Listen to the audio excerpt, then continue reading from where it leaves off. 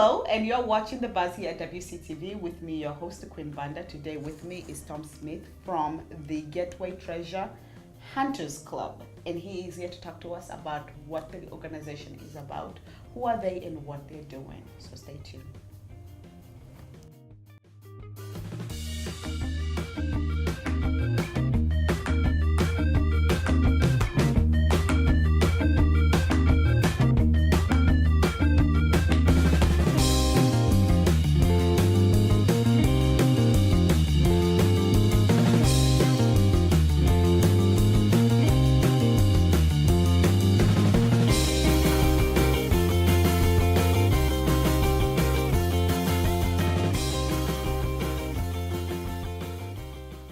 A group of people that get together. We've all joined for basically the same reasons.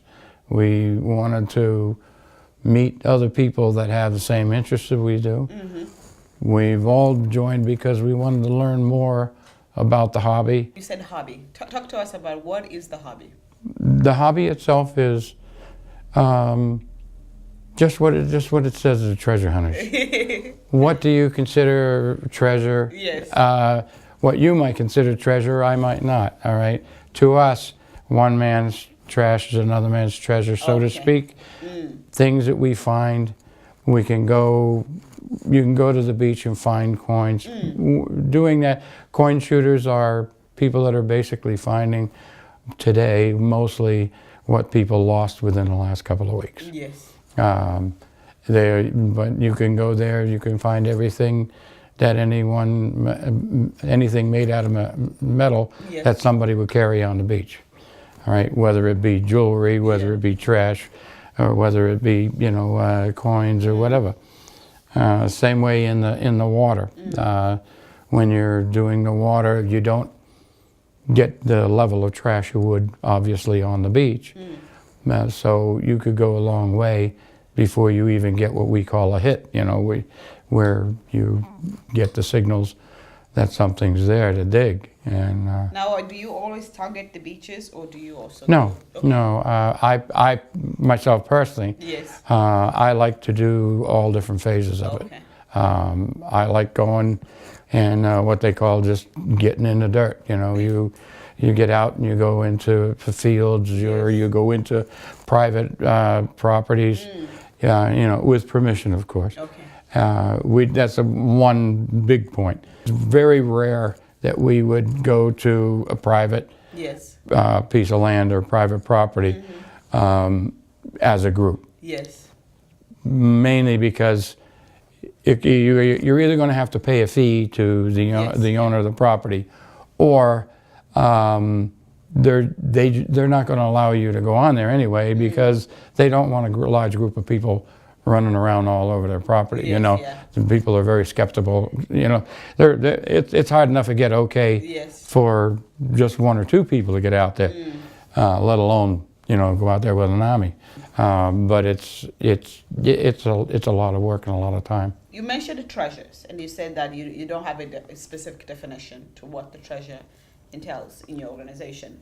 Now, could you share with us a little bit about the treasures that you have found as an organization? Sure. You go on, say for instance, you go on to a person's property. Yes. Say it's an older home, goes back a couple hundred years, whatever, and they've got maybe half an acre property there, and you might find things that you might find old coins, you might find various different implements, sometimes old toys. Yes. Parts from the house that might have been personal items from the family that lived there. That's another thing too. It depends on, are you looking at a home where what is this to the people that actually own the home? Okay. Are they so many generations living in the house, or they just bought the house in the last few years or so? So anything that you would find in the ground really does not have any direct tie to them. So, like I say, some people's trash is some people's treasure. You find an old brooch, or you find an old pin or buttons, especially in the line of like military or something of that nature, or police, fire, things like that. You know, they're unique items, and so when the treasure part of it is, what have I found here? Yeah. It's all the part of that treasure is you gaining the knowledge of understanding what that is, and learning what its history is. You try to make sense out of some of it, you know. Now, you mentioned you found this button. I'm sorry, it was a ring.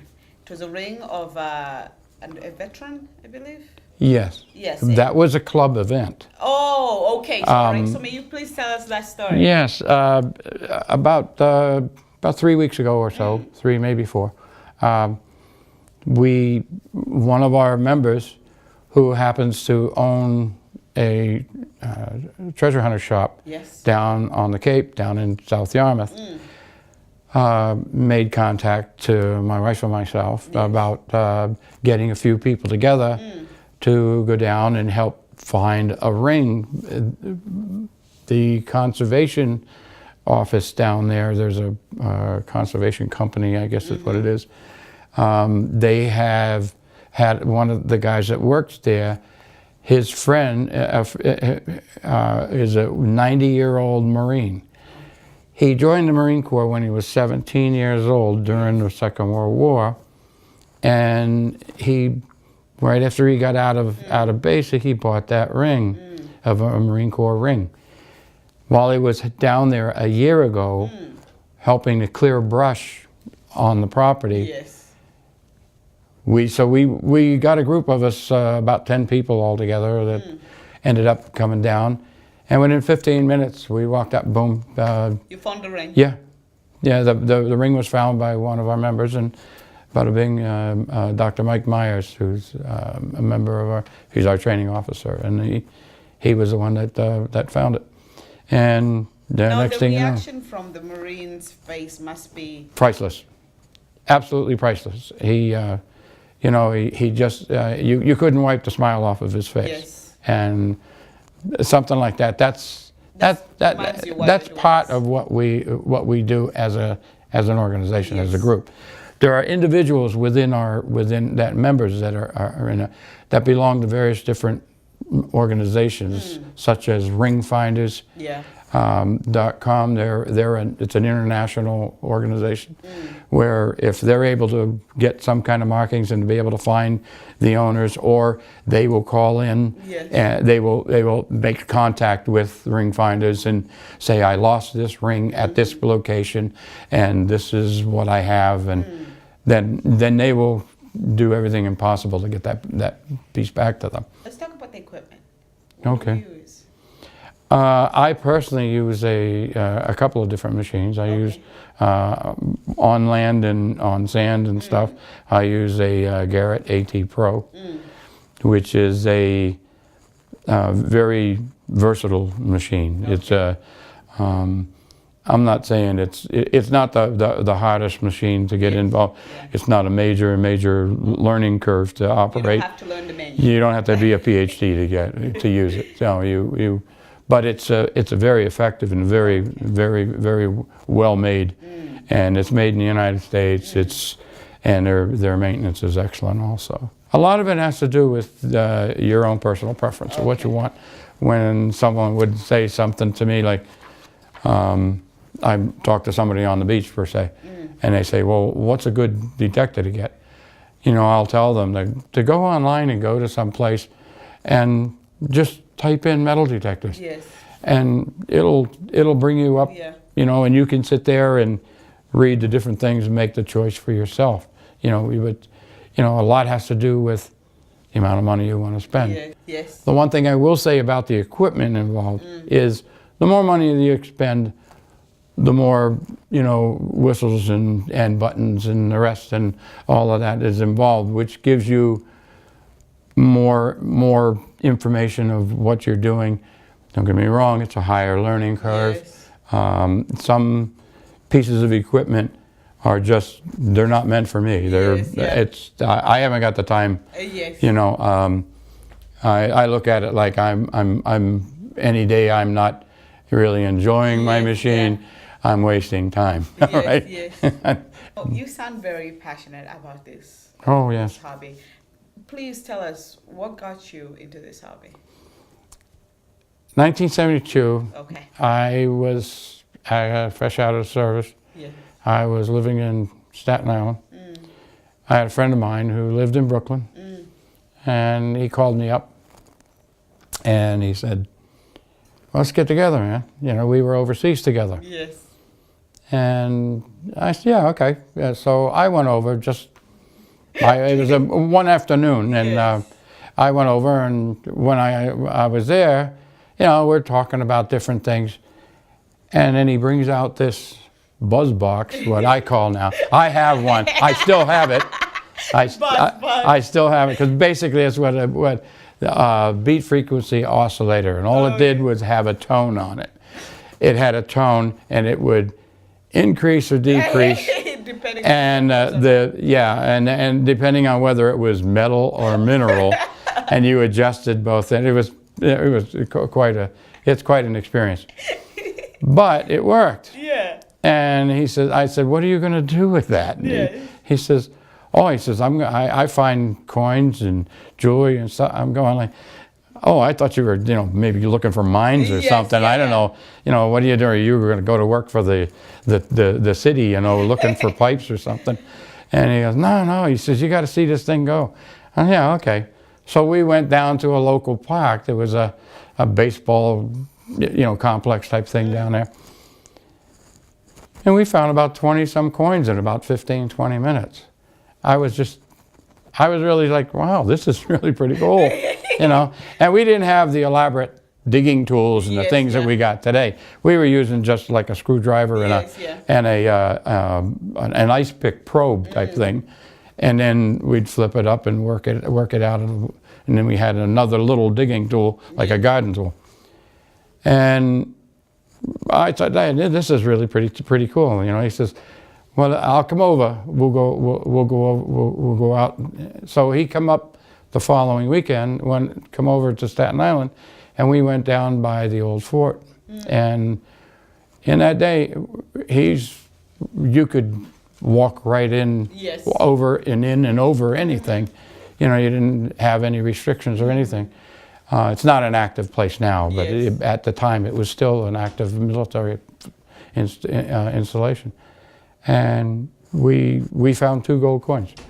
Not big, you know, gold doubloons or anything like that. You know, small, you know, two dime-sized gold coins, which were like $5, $1 type of thing. And that was it. I not only had the hook in my mouth, but I swallowed the sinker. I swallowed, you know, everything, the bobber. I was gone. I was done. And I spent the next. Gold, right? Yeah, I was done. And I went and I spent the next 3 weeks convincing my wife that I needed this thing, of which you know, she wasn't that excited about. But I think I just finally bugged her enough where she's just go get the damn thing, all right? You know, that's enough. You said, when we met, you said, this is a great hobby, but if you're planning to get rich, or you think you're going to get rich, you got another thing coming. Oh, no. The richness is in, the riches are the knowledge you gain. Okay. The understanding of, and you know, when you pull things out of the ground and you go home, and for most of us, it's about researching and about learning what these objects were used for, what they could have been, what they might not be. We have other tools and search engines that we're able to use. You know, like there's sites on there called ID Me, and you take the picture of your item and you post it. Oh, okay. And there are people from all over the world that are in that group that you look at something and there's no way in this world you're going to figure out what in the world could this possibly be.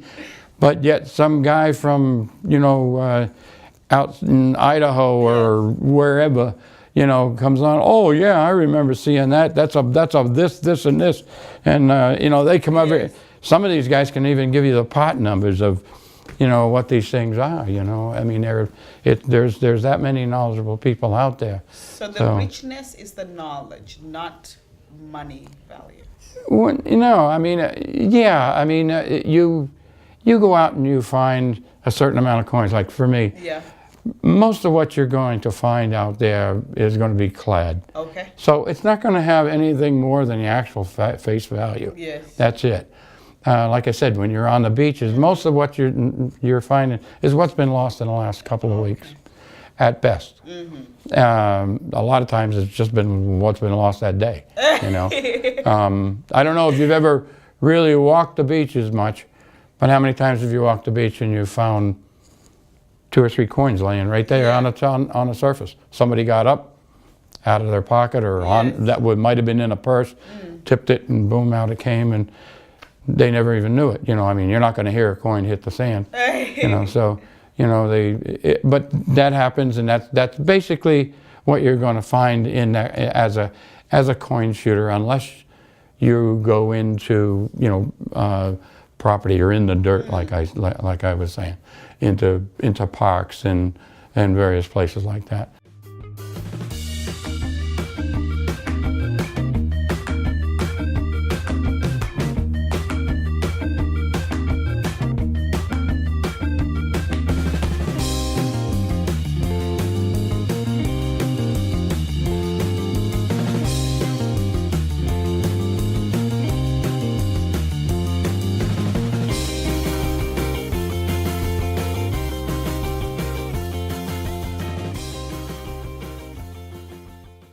Now, how can people join your organization?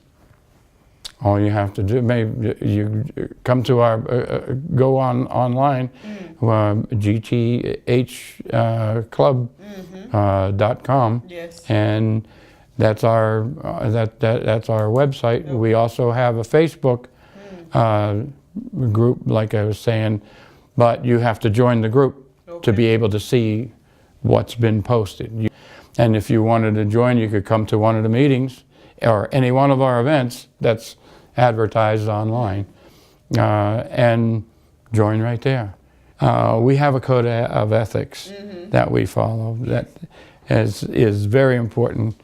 This is what we're really about, is properly getting permissions to get on on a person's property, properly making the incisions into the ground. Yes. All right. I don't want to use the term holes because that gives a different perspective. What we do is we do like a plug, and it comes out. We use especially on someone's property, and then you put some kind of a cover down, like a towel or a piece of plastic, and you take all the dirt and put it on top of that, and find your piece that you're looking for. Pour that all back in. Replace the no different than a divot at a golf course. Okay, and once done right, you never knew we were even there, and that's what we really hope for. We look at it where you treat people the way you want to be treated. You're courteous, and you try to promote the well-being of the hobby in general. You don't want to be infringing on anyone else's rights, and you don't want to be damaging any property. When we go into a piece of property or anywhere, I go down to the beach or I go on someone's property, and I find 20, 30 bottle caps and 15, 20 of this, that, and the other thing. I always wear a pouch. I've got a pouch, and it goes in there, and then and I haul it away. I don't dig stuff up and just throw it around. don't get me wrong, I don't have BFI written on me. Yeah. So, you know, I'm not hauling away, Yes. you know, whole bags of garbage or anything like that. But when I pull something up out of the sand or the dirt and the rest of it, what I've found, I haul away. And we got that time. Met you. You were on Onset Beach. Mhm. You had your equipment on and just slowly, little walk. You're so you're concentrating in your own little world. Yeah. That must be so great to have that peace of mind, that concentration. And is it always like that, or? Not always. Not always. No? No, not in the least. There is one of the easiest places to actually work. Okay. Because, you know, wind doesn't really affect you that much. Mm-hmm. It will create an issue for you ear-wise, you know, Yes. hearing-wise if you don't have a good seal. Yes. But you go down there, down to the beach, say, for instance. You go down there this time of day, what are you going to find down there? A lot of people. You're going to find a lot of kids. A lot of kids. All right. Now you've got this wand out in front of you, and his headset's on. You think you're piquing the interest of these young kids? Oh my!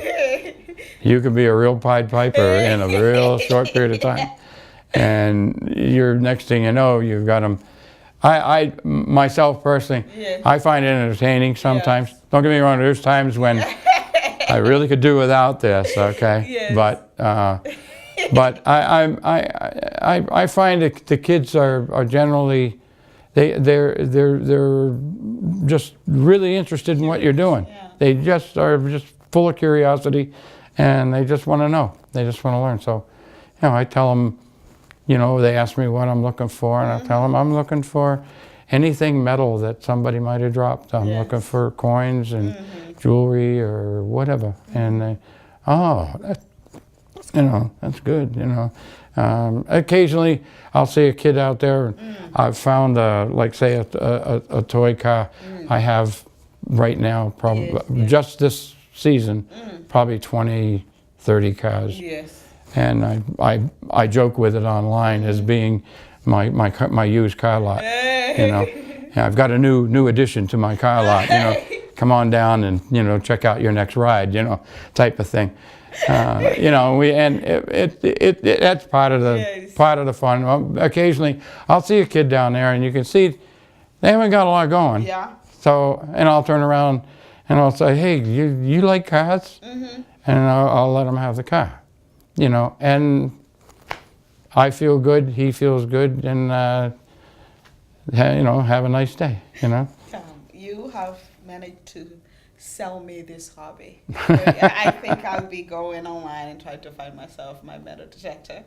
Well, that's good. That's good. You'll find it's a fun thing to do, and I mean, it's got its own individual challenges. Don't get me wrong, but and for the most part, you really enjoy it. If there are people out there that they're not really interested in treasure hunting, but they might have lost something in their yard or somewhere, they could, you know, get in contact with us, and you know, we could, you know, make arrangements to go out and look for it for them. You know, I can't always guarantee that we're going to find it, but you know, At least you're gonna make an effort. we can make an effort to go out there. We're not the only people out there with metal detectors. You know.